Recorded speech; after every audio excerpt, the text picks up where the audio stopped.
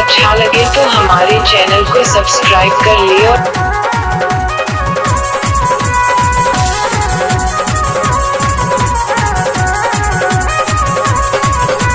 अभी जो आप सुन रहे हैं प्यारी प्यारी आवाज चित्रंजन ऑर्केस्ट्रा टोली के माध्यम से।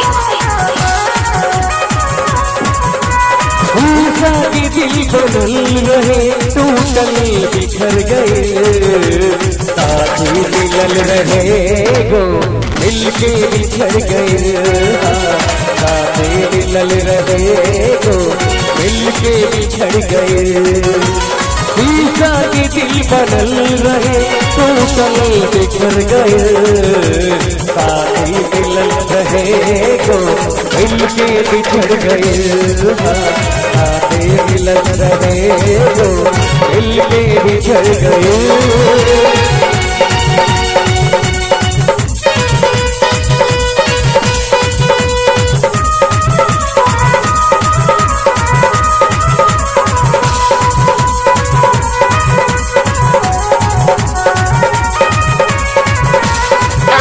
प्यारी प्यारी आवाज चित्रंजन ऑर्केस्ट्रा टोली के माध्यम से।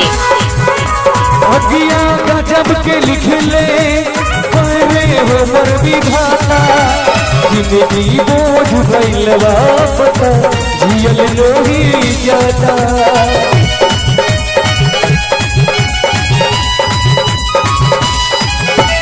अगिया गजब के लिख ले हमर विधाता जिंदगी बोझ भइलवा पता जियल नहीं जाता जियल नहीं जाता।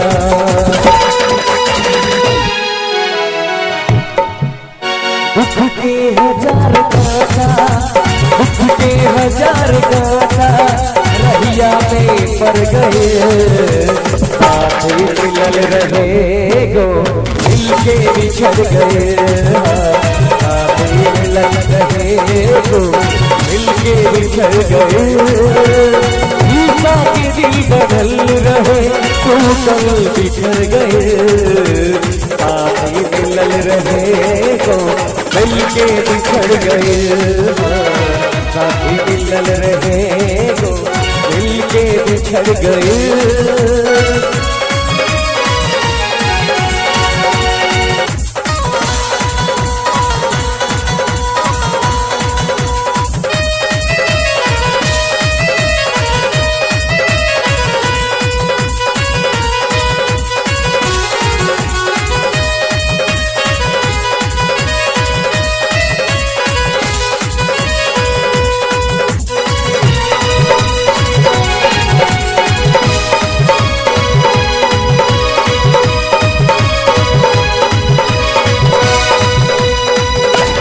जिंदगी में गेहूं बन के आइल हवा के झोंका जिंदगी बोझ भइल बाबता जियल नहीं जाता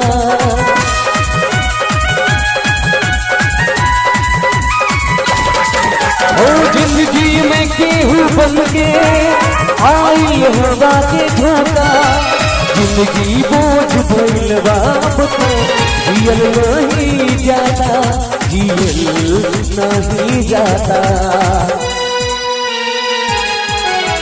दुख के हजार कांटा दुख के हजार कांटा रहिया में पड़ गए साथी मिलल रहे तो मिलके बिछड़ गए साथी मिलल रहे तो मिलके बिछड़ गए शीशा की दिल बदल रहे टूटल बिखड़ गए साथी मिलल रहे मिलके बिछड़ गए।